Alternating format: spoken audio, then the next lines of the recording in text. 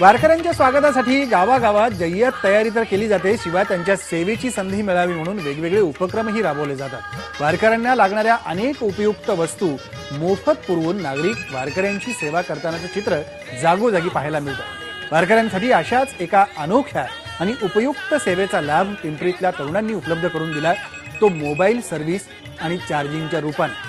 शेकडो मैलाचा प्रवास करणाऱ्या वारकऱ्यांना त्यांच्या घरच्यांचीही काळजी असते, त्यामुळे प्रत्येक वारकऱ्याच्या घरच्यांशी मोबाईलवरून मोफत बोलण्याची सुविधा पिंपरीतल्या तरुणांनी उपलब्ध करून दिली। अनेकांजवळ वारीत मोबाईलही असतात, पण बॅटरी डाऊन झाल्यामुळे घरच्यांशी संवाद साधणं कठीण होतं। अशा वारकऱ्यांच्या मोबाईलची बॅटरी चार्जिंगची सेवा ही तरुण पुरवत होते। या सेवेचा लाभ घेण्यासाठी हजारो वारकरी या ठिकाणी गर्दी करत होते आणि प्रत्येक जण आपल्या घरच्यांशी बोलून खाली खुशाली जाणून घेत होता। त्या दिवसापासून 7 दिवस झालं।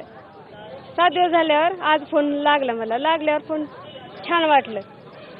मग तिकडलं विचारलं कसं काय काय नाही, चांगलं आहे म्हणले त्यांनी। आमच्यापाशी मोबाईलच नव्हतं, बोलाय नाही माय आता कुणाला मागावं, बकळ मावले आहे तर बरं, आता त्यांच्याकडे टुळू बघू लागून कशाला आम्ही मागावं, दुसऱ्याचं मागावं तर आम्ही परगावची त्यांनी आमची त्यांना ओळख नका आणि त्यांची आम्हाला नका।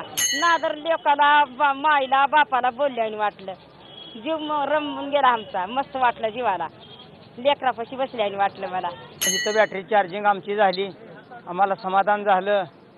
आम्हाला घरचे कळलं सगळं कमी जास्ती काय आहे ते, पाऊस पाणीही विचारलं, सगळं बरं वाईट। संध्याकाळी सर्वजण त्या पालखीच्या गडबडीत असतात, संध्याकाळी रिलॅक्स झाल्यानंतर त्यांना आपल्या घरची खुशाली कळावी या उद्देशाने आम्ही मोबाईलच्या व्यवस्था इथं केलेली आहे।